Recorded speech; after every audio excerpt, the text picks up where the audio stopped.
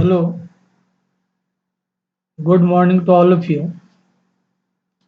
Today we are going to discuss about the production of amplitude modulation, how to generate amplitude modulation. In this video, first we will discuss what is amplitude modulation, and after that we will discuss circuit diagram which is needed or which is available here to produce amplitude modulation. So we will see circuit diagram to produce amplitude modulation. This question is very important for degree 3 students, especially from the examination point of view. So first let us see what is the shape of the question. I am reading here what is the amplitude modulation. This is not the main part, this is the introductory question definition. And next main part of the question is describe the circuit producing amplitude modulation. And this question alternatively asked in different way, same question, but way of asking is different. See here, explain with a neat circuit diagram how the amplitude modulation is obtained with a common emitter amplifier. What is the function of tuned circuit at the collector of the modulation? This is the tail part of the question. So if this part is asked in the examination, you have to write, otherwise you can leave it. So let us start. As I told you, first part is amplitude modulation.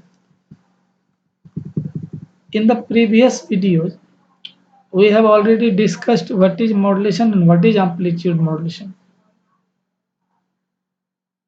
I revise it. What is modulation? See here. I am saying something, I am speaking, and you are, suppose you want to hear, but you are far away. Normally, what happens when I say something or speak something, this sound being low frequency can't be transmitted to large distance. It goes up to few meters only. But you are hearing what I am saying. How is it possible? Actually, it is possible through a process known as modulation. So, sound wave whose frequency ranges from 20 Hz to 20,000 Hz can't be transmitted to large distance. On the other side, there is a radio frequency wave having large frequency. It can go anywhere with very high speed by its own. So it will act as a carrier. It will carry, it can carry the signal, low frequency signal. And this technique was used here. And actually we are using this technique in the modulation process. Whenever we do modulation means we superpose audio frequency signal or low frequency signal or modulating signal, same thing, with the carrier wave. Okay, so let us try to understand through figure. See here, this first figure is carrier wave.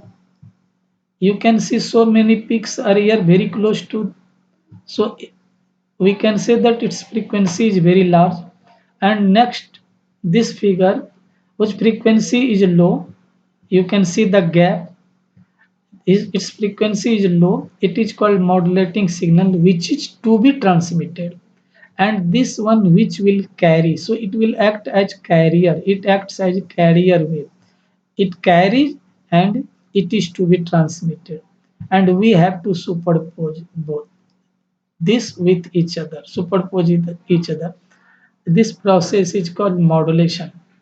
Now this is the resultant wave. You can say modulated wave. Here you can see the change in amplitude. So actually modulation, not only the superposition, but more than this. Actually when modulating signal is superposed with the carrier wave, either amplitude or frequency or phase, anyone will change. The signal which is to be transmitted will change, which will carry. So amplitude of the carrier wave is changed in accordance with the modulating signal, and you can see the change here. The shape clear. Here it is constant amplitude, but here change in amplitude. This process, since here amplitude changes, so it is called amplitude modulation. Here frequency and phase does not change, do not change. Now, if you change the, suppose in case you are going to change the frequency of the carrier wave, keeping the amplitude and phase constant, then name will change. That will be termed as frequency modulation. Okay. So now I think it is clear that what is amplitude modulation and why do we call it amplitude modulation? Because amplitude changes of carrier wave in accordance with the modulating signal. Now, main part of the question is circuit for production of amplitude modulation. Circuit for production of amplitude modulation. Since we are going to produce amplitude modulation, and just I told you that for amplitude modulation, one we have modulating signal, this one, and other we have carrier wave, because carrier wave will carry and it is to be transmitted. So first of all we need two things. So modulating signal and carrier wave. Carrier wave means large frequency. So we need an oscillator. So let us see the circuit diagram here directly. Come here. Here is a source of radio frequency carrier wave, means oscillator.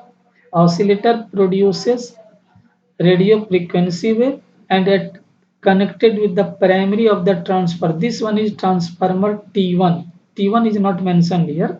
This is T1 transformer.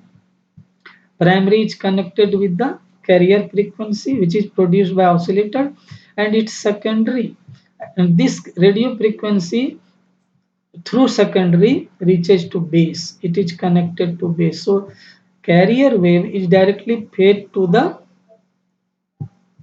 base of the NPN transistor. This is transistor. You are familiar with transistor. Transistor is of two type, P type and N type. This is N type. NPN, sorry, this is NPN transistor. Okay. You are familiar, two types of transistor, NPN and PNP. This is NPN. And common emitter. Here emitter is common to input side and collector side. Okay. Output side.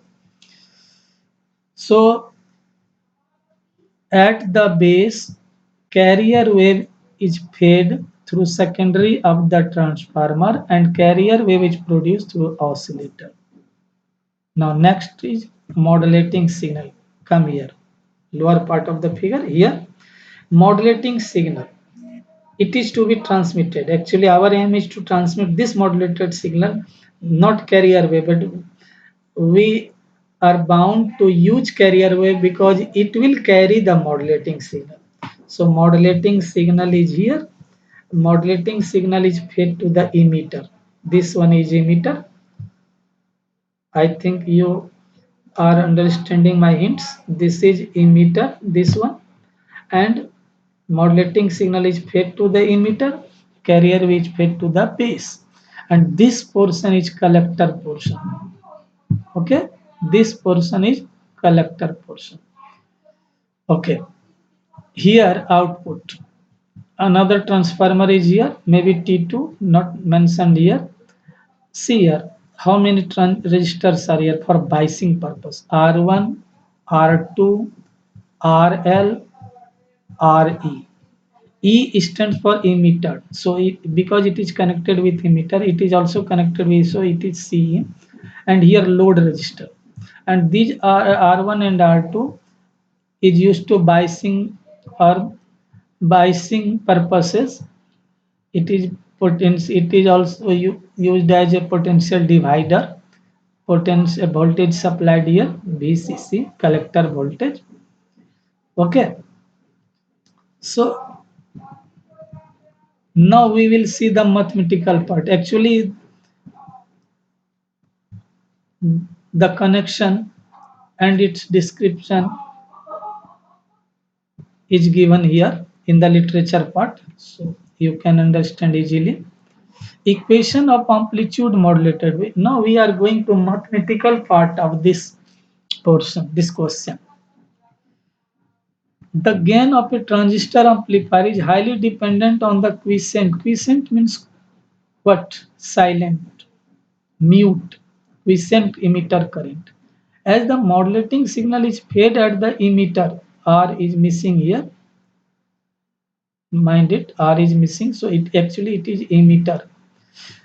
As the modulating signal is fed at the emitter, the total emitter current IE, here, this one, IE, is small IE, you can see here, and this is capital I. Actually, this is the quiescent emitter current. Cap, noted with notation is capital I, and this is lowercase I. This is total current. So total current is the quiescent emitter current plus emitting current, emitter current, modulating signal current, not emitter current, because since it is fed to the emitter, so I told you emitter current. Actually, see here, I come to the point. You can see here, right side, two terms. This is current, this is also current, but this is modulating current, modulating signal current, and this is the quiescent current, and the sum of these two is total current. Okay, now K1, what is K1? K1 is a constant, and K1 Em cos omega mt, as I told you, this one is the instantaneous value of modulating signal current. Amplitude modulation takes place here, again mistake, takes, takes, takes place when K1 Em is less than IE. The voltage amplification factor of the amplifier AB, A is the notation for gain, amplification gain, and V voltage. Voltage amplification is a function of the total emitter current. Therefore, AB is equal to I to A, K to IE. Actually, AB you may use proportional to IE. When we remove proportional, we use a constant K2. I is the total current. Okay. So now I will put the value of IE from back equation. So it will be K2 IE plus this one. K2 is another constant. The input to the amplifier is the carrier voltage given by EC is equal to EC cos omega t. Okay. This is equation of carrier wave.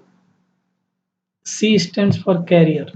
This is amplitude of carrier wave, this is instantaneous value of carrier wave, and this is omega ct phase. Output voltage is equal to AVEC. AV is the voltage gain, which is equal to output by input. So VO by EC, or VO is equal to AVEC. And EC is equal to what? EC cos omega ct. You can see here, just above. So this is equation 2. Now substituting the value of AB, substituting the value of AB from equation 1 into, see here, this is your equation 2 and this is AB portion. AB is here, you can see topmost line. AB is equal to K2IE, this one. So this value is substituted here. And now we are going to resolve the bracket, this small bracket. So we multiply with this term first with IE, then with K1 Em cos omega mt we got. So we get this one. Here you can see cos omega c plus omega and cos omega c minus omega. From where? It is, it can be understood as it is. See here, this is cos omega c t and this is cos omega mt. So when you will multiply, it will be cos a cos b. So recall the formula 2 cos a cos b cos c or cos c plus d or cos a plus b in plus cos a minus b. When you will solve and 2 is not here, it is divided by 2 to bring 2 in the upper part. So this comes from formula. Now VO is equal to K. This one is here. This one is here. Only I have reduced this equation by putting something. For example, MA is equal to this one K1 EM by 2. So K1 EM by 2. Okay. And K2 EC as it is. K1 K2 EM. K2 IE is equal to K. So M is equal to K1 EM by IE. IE is taken common from here. And after putting this value, we get this equation. Okay, equation 3. And this is the last equation. Actually, this equation represents the amplitude modulated wave. Here, sum up to frequency upper sideband and lower sideband and original. So this is frequency original carrier wave or frequency of the carrier wave, and in addition we get two frequency. Okay, two frequency. This is maximum, this is minimum or upper sideband, minimum side, lower sideband. Okay, thank you. And the last part is function of tuned circuit. This part is actually tail part. If this question part is asked, you will write, otherwise you will leave it. See here, what is the tail part? Function of tuned circuit. We can understand through figure. See here, at the output, if you want to find the signal free from noise, then you have to apply a tuned circuit. Otherwise, noise will appear here and you will find some distortion. Okay. So to reduce noise or to remove noise, I am coming to the last part. The tuned circuit at the collector of the modulator stage eliminates these undesirable signal, and thus reduces distortion and noise which will appear or which appears at the output and that remains present in the amplifier, and that is distortion or you may say noise. So tuned circuit actually reduces the noise, eliminates the noise distortion. Okay, so I think you have understood this. Thank you.